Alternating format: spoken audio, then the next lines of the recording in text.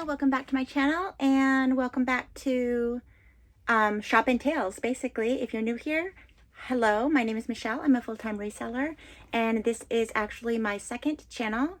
This is going to be primarily reselling and like little story times here and there. Thrift with me, interesting conversations that I have while thrifting, wrapping, anything and everything regarding shopping on a budget.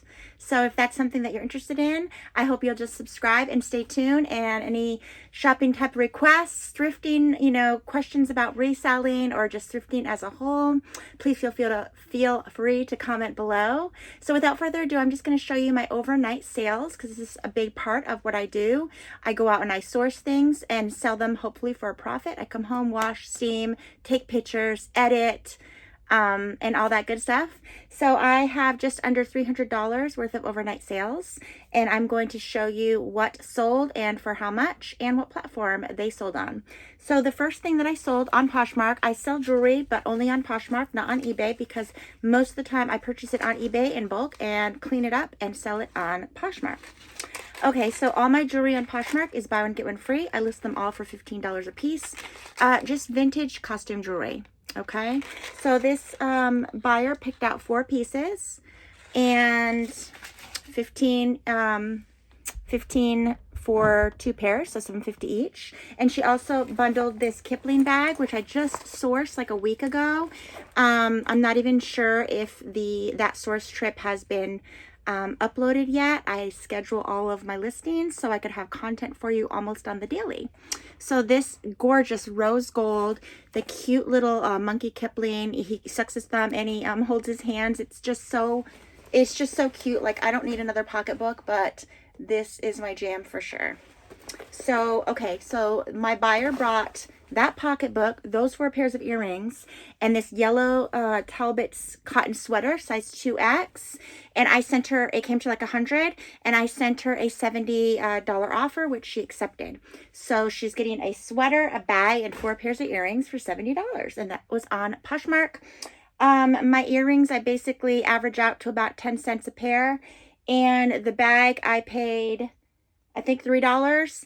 And the sweaters, all my sweaters, I pay $4.99 for.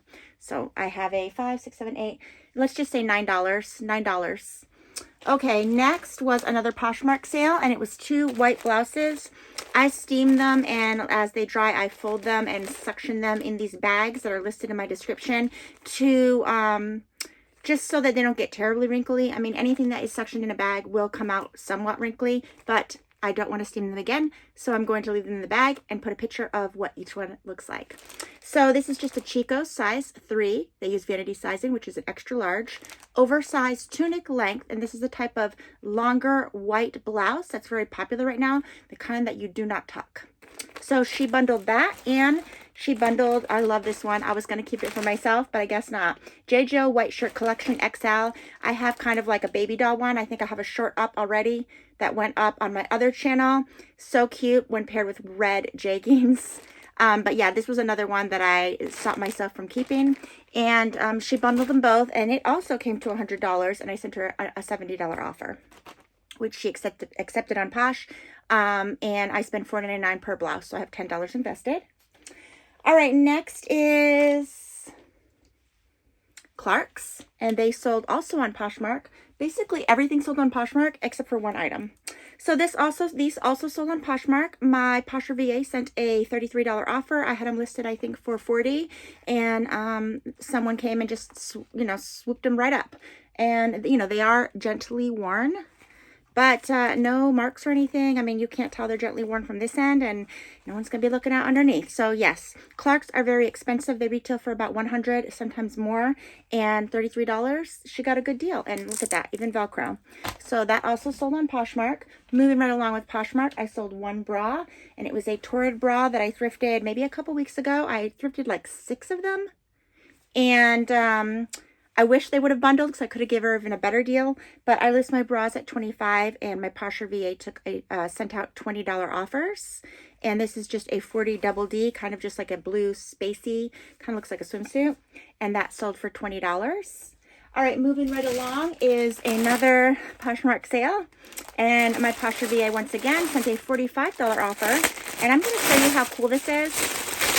I'm not familiar with the brand. I picked it up because I thought it was wicked cool with this black and corally, you know, stripe pattern. And it's a size large. The brand is Weaves. Can we see that? Yes, we can. And it's just a topper, kind of mesh. Oh my gosh. Kind of really cool, right? Like, it's really cool. Wonder how she's going to style it. And it is new with tags. So that sold for $45. So I guess it's a good brand, guys. And that was it for Poshmark, guys. The only thing that I sold on eBay were these Clarks. And this was a lady that purchased some Clarks for her husband about a month ago. Not even a month ago, maybe 3 weeks ago. And I sent her some blue ones instead of the black ones. It was my bad.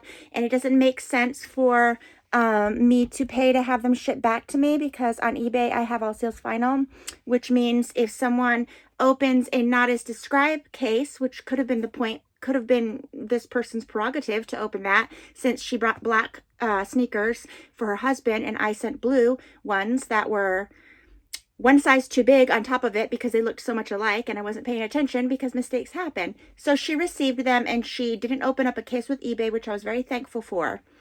Instead, she messaged me and told me, you know, about my mistake. I told her to keep those sneakers, give them away, donate them, what have you, and I will send you these ones. That's the way I was going to handle it, but she just asked for a refund. And that was the end of it until last night, where she asked me if I still had them and can I list them, and she would come out and purchase them. And she did, for $40 for her husband. And these are the right ones, and they're going off to Texas. They're going off to Texas. So her husband's going to have his black sneakers. And there you have it, guys. The only other little mistake that I made is I sold a sequence vintage, like in the 80s, lots of times when women had dinner parties and dressed up, you know, those heavily beaded sequin numbers, they're like jackets.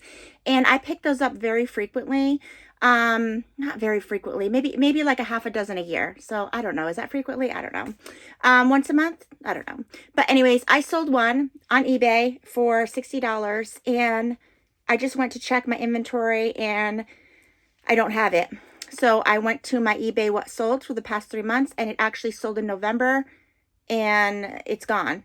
So how that happens is I do use Vendoo, and when I first used Vendoo and had everything to cross post everything, because I used to use different titles for eBay and different titles for Posh. I don't know why I did that, but I used to do that. What happened was that it sold on eBay, but it was on Poshmark still with a different title, and when it got imported in to cross post on eBay, that's how it happened. It got cross posted because it had a different title. And that, you know, mistakes like that happen. So what I did was I didn't cancel that order yet. That was a $60 order. I didn't cancel it yet. Instead, I contacted her and explained, you know, not all the details, because the buyer doesn't care. It's your mistake, not theirs. So I just told her that I didn't realize that it sold a few months ago, and I apologize, and that I have like 4 or 5 other ones in different colors listed, and if she wants to choose a different one, I will send her that one.